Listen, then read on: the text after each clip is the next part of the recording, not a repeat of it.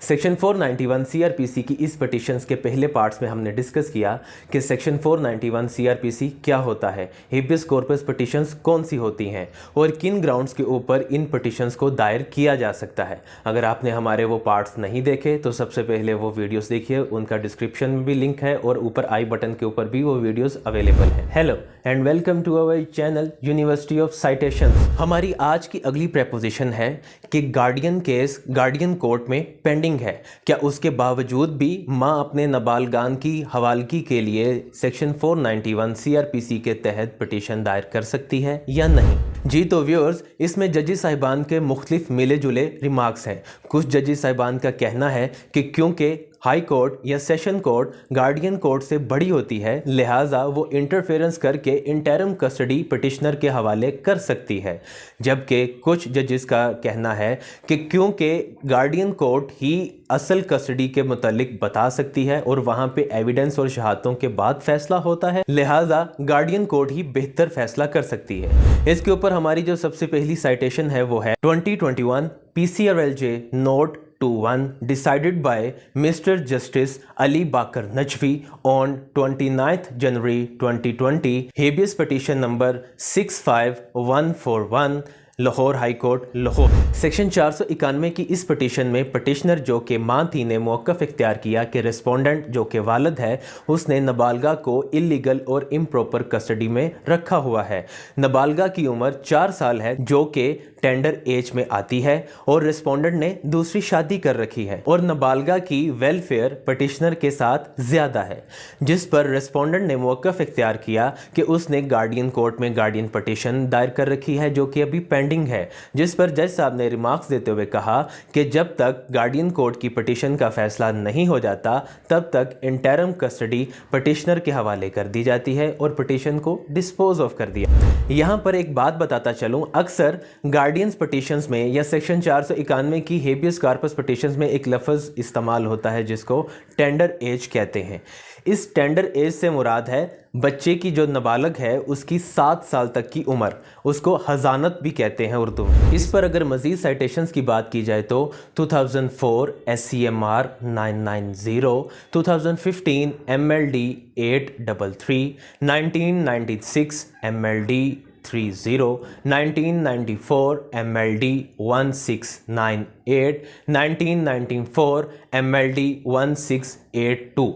इन तमाम साइटेशंस में जजी साहिबान ने अपने रिमार्क्स में फरमाया चूँकि नाबालग टेंडर एज में फ़ाल करता है, लिहाजा इंटरम कस्टडी पिटिशनर जो कि मां है के हवाले कर दी जाती है और परमानेंट कस्टडी के लिए गार्डियन कोर्ट से रजू करने का हुक्म सादिर फरमाया। अब अगर हम इसके रिवर्टल के ऊपर बात करें कि गार्डियन पिटिशन पेंडिंग है, लिहाजा सेक्शन 491 की प्ली नहीं ली जा सकती, तो इसके ऊपर जो सबसे पहले साइटेशन आती है वो है 2013 MLD 562 decided by mister justice Mohammad Shafi Siddiqui on 19th September 2012, habeas petition number 426 Sindh. Section 491 CrPC की इस पिटिशन में पिटिशनर जो कि वालिदा थी ने मौक़िफ़ इख्तियार किया कि रिस्पोंडेंट जो कि वालिद है उसने इलीगल और इम्प्रॉपर कस्टडी में नाबालग को रखा हुआ है, जबकि रिस्पोंडेंट की तरफ से ये मौक़िफ़ इख्तियार किया गया कि उसने गार्डियन पिटिशन दायर कर रखी है जिसमें इंटरम कस्टडी रिस्पोंडेंट को मिली हुई है और उसमें पिटिशनर अभी तक पेश नहीं हुई। पिटिशनर ने ना पेश होने का अपना जवाब ये बताया कि रिस्पोंडेंट ने उसको जान से मार देने की धमकी दी हुई थी, जबकि मौजूदा पिटिशन में पिटिशनर ने इस तरह का कोई भी मौक़िफ़ नहीं लिखा, जिसके ऊपर जज साहब ने अपने रिमार्क्स देते हुए फरमाया कि पिटिशनर के लिए बेहतर है कि वो गार्डियन कोर्ट से रजू करे और वहाँ पे अपना मौक़िफ़ पेश करे, क्योंकि सेक्शन 491 सीआरपीसी का बड़ा लिमिटेड स्कोप है और रिस्पोंडेंट का इलीगल और इम्प्रॉपर कस्टडी साबित नहीं होती, पिटिशन डिसमिस। और इस प्रपोजिशन पर अगर मजीद साइटेशंस की बात की जाए तो 2001 YLR 1801, PLD 2001 Karachi 197 and 1981 SCMR 301। इन तमाम साइटेशंस में जजेस साहिबान ने पटिशन को ये कहकर डिसमिस कर दिया कि अक्सर लोग गार्डियन पटिशन्स की प्रोसीडिंग्स को डाइवर्ट करने के लिए सेक्शन 491 सीआरपीसी की प्रोसीडिंग्स का सहारा लेते हैं, जो कि सरासर गलत है और इलीगल और इम्प्रॉपर कस्टडी का इल्ज़ाम लगाते हैं। हमारी आज की अगली और आखिरी प्रेपोजिशन है कि गार्डियन कोर्ट से गार्डियन पटिशन का फैसला हो चुका है, या उसके बाद भी पटिशनर सेक्शन 491 सीआरपीसी के तहत पटिशन फाइल कर सकती है या नहीं। जी तो ladies and gentleman, guardian petition का फैसला होने के बावजूद भी पटिशनर सेक्शन 491 सीआरपीसी की प्ली ले सकते हैं। वो कैसे, इसको जानने के लिए चलते हैं हमारी अगली साइटेशन की तरफ, जो है 2018 SCMR 427। सेक्शन 491 सीआरपीसी की इस पटिशन में पटिशनर जो कि माँ थी ने मौक़िफ़ इख्तियार किया कि रिस्पोंडेंट जो कि वालिद है, उसने 3 बच्चे जिनकी उम्र 13 से 19 साल के दरमियान है को इलीगल और इम्प्रॉपर कस्टडी में रखा हुआ है, जिस पर रिस्पोंडेंट ने गार्डियन कोर्ट का फैसला जो कि उसके हक में डिग्री भी हो गया हुआ था, कोर्ट के सामने रखते हुए फरमाया कि उसके पास कस्टडी कानूनी है। हुआ कुछ यूं कि रिस्पोंडेंट के कारोबार की वजह से